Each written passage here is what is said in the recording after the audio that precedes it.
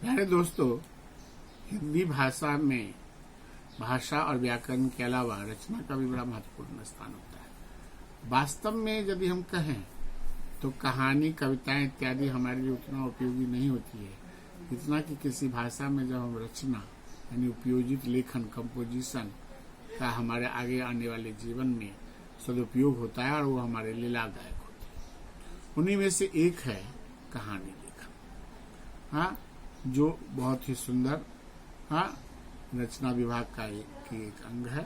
कहानी लेखन लिखते समय में हमें कुछ महत्वपूर्ण बातों की ध्यान रखना चाहिए कि जो कहानी की रूपरेखा दी गई हो या जो मुख्य बिंदु दिए गए हों उनको कम से कम 3 से 4 बार पढ़ें।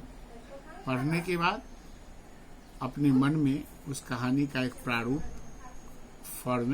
तैयार करें और उसके बाद हम उसे अलग अलग परिच्छेद में बांटें। हाँ, जब हम परिच्छेद रूपरेखा को पढ़ेंगे तो हमें समझ में आएगा कि कहानी का आरंभ क्या होगा, मध्य क्या होगा, अंत क्या होगा। ये इस तरह से एक बहुत सुंदर प्रारूप तैयार हो जाएगा। कहानी लिखते समय में विशेषकर हम भूतकाल का प्रयोग करें। भाषा शुद्ध स्पष्ट होनी चाहिए।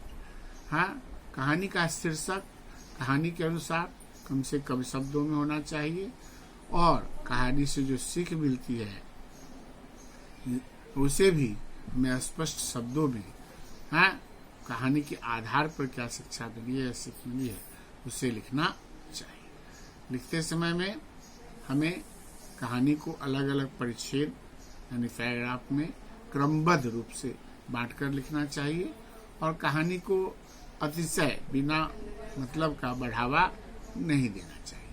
कहानी सुंदर और स्पष्ट होनी चाहिए। हाँ, उदाहरण के लिए हमारे पास में 4 शब्द है। हाँ, एक किसान, 4 बेटे, आलसी, कामचोर, काम न करना। अब इस आधार पर हमें कहानी, जब हम इस कहानी के प्रारूप को या रूपरेखा को पढ़ते हैं तो हमारे समझ में आता है कि कहानी क्या हो। सबसे पहले कहानी का शीर्षक जो है वह होगा किसान और उसके बेटे, या आलसी बेटे, या सच्चा धन। हाँ, एक समय की बात थी, एक गांव था, उसका नाम रामपुर था। अब गांव में तो अधिकतर लोग किसान ही होते, किसान के अलावा भी लोग रहते थे। उसी गांव में श्यामलाल नाम का एक किसान रहा करता था। उसके परिवार में 4 बेटे थे। बड़ा खुश था, 4 बेटे पाकर वह अत्यधिक खुश था। लेकिन दुर्भाग्य की बात थी कि वह, हाँ, खुश नहीं था। अगला पैरा, कारण क्या था?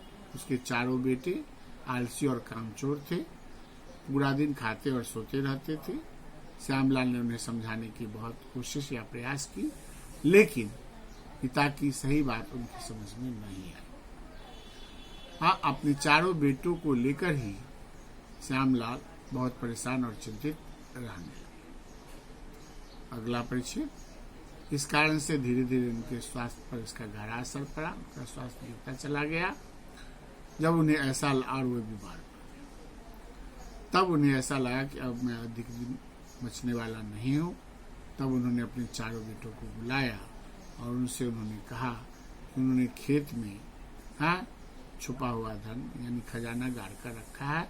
उनके जाने के बाद वो लोग वो धन निकाल कर अपना जीवन चलाए। कुछ दिनों के बाद श्यामलाल जी की मृत्यु हो गई। अगला पैरा, मृत्यु के बाद 4 बेटे हल और कुदाल फावड़ा लेकर खेत पर पहुंच गए। उन्होंने पूरा खेत खोद डाला, लेकिन कहीं भी कोई खजाना नहीं मिला।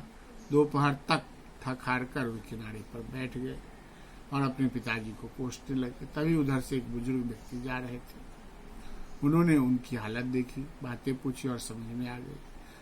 हाँ, उन्होंने उन्हें समझाया कि खेत तो तुम लोगों ने खोद ही डाला है, बारिश का मौसम भी है। हाँ, इसमें बीज बो दो और उसकी देखभाल करो, तुम्हें इसका अपने पिताजी की बात समझ में आ जाएगी। उन लोगों ने वैसा ही किया।